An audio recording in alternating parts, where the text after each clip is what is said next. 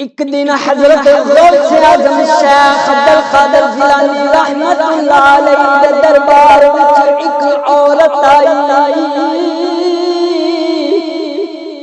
انہیں اپنے بیٹے نو حضور کول سپرد کیتا تے کیا میرے بیٹے دا دل اللہ تے اس دے رسول نال محبت وچ لگیا ہے، تسی ان دی تربیت فرماؤ۔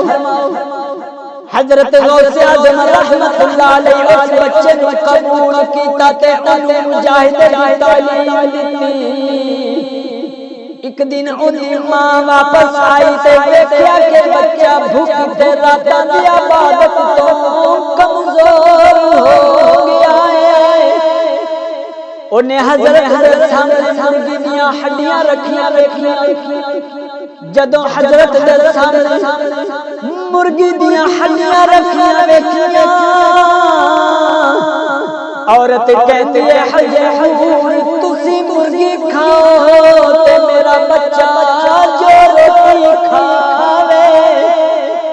حضرت غوث اعظم رحمت اللہ علیہ نے اپنا دست اقدس ہڈیاں دے اوپر رکھیا، اپنا ہاتھ مبارک ہڈیاں دے اوپر رکھیا، اپنا ہاتھ مبارک ہڈیاں دے اوپر رکھ کے فرمایا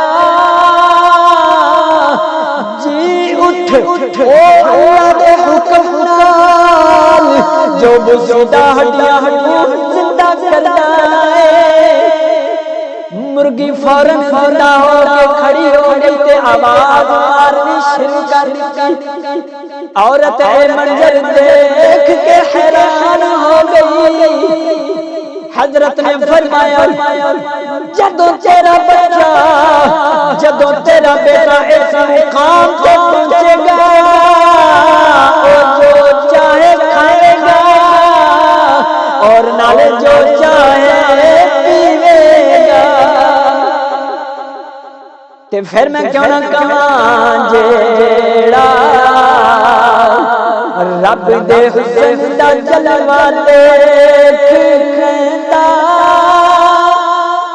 او دنیا دیاں سہندیاں شکلاں